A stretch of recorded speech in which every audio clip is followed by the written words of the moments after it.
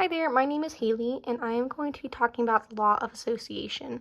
If you've already watched the lecture this week, then you'll kind of already know some of what we talked about because it was towards the end of it.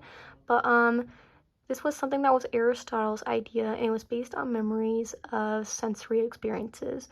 And I kind of want to just re-go over some of those definitions we talked about in the lecture, and then also give some examples of what each law represents too. So there was four laws. And the first one was law of contiguity. And so usually we think of thunder, we immediately think of lightning or vice versa, because usually if you see a lightning strike, thunder always comes after it too. And then another example is if you see somebody shoot a gun, then you usually know there's going to be a loud bang after that follows. Or maybe if you're about to jump in the pool or get in the shower, you usually know that getting in the water means that you're going to be also getting wet right after. The next law was law of similarity, and this is a thought of something that will make us think of similar thoughts. And so with that, we have coffee and tea. When you go to a coffee shop, usually they also sell tea there, or usually people who drink coffee may also drink tea. And also like ice cream and shakes.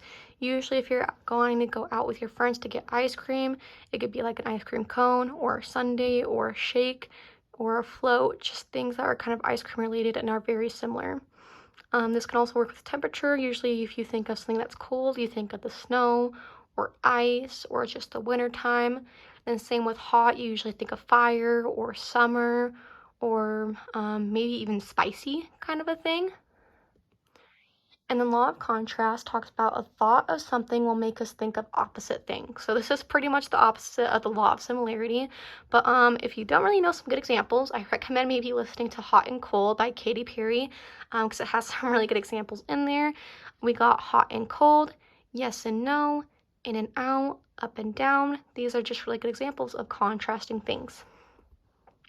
And there's also law of frequency, which is the more often things happen together, the more associated the events become. So I kind of thought about this with maybe getting into like making a habit. So maybe if you're wanting to go to the gym, if you make sure that going to the gym is something you do maybe every morning after you wake up, the more often that you frequently go to the gym, the more associated the event becomes with your daily regimen. I also read that it might be related to practice makes perfect. I wasn't super sure on that, so maybe let me know in the comments what you think about it. But it was basically saying practice makes perfect kind of helped with it because if you're learning to play an instrument, the more frequently you practice that instrument, the better you get at it. So maybe, but the only thing I'm not sure about with that is that the event becoming associated, maybe that in your memory and sensory experiences it becomes more associated because you have a better understanding with that. Let me know what you think about practice makes perfect with being with a law of frequency, or even just feel free to let me know if you have any questions or concerns with this. But like I said in the beginning, these are all based on memories of sensory experiences. So they're kind of things that you have to first experience and then remember. You can't really know that hot and cold are the opposite if you don't remember maybe touching something that was hot or touching something that was cold, remembering how it felt.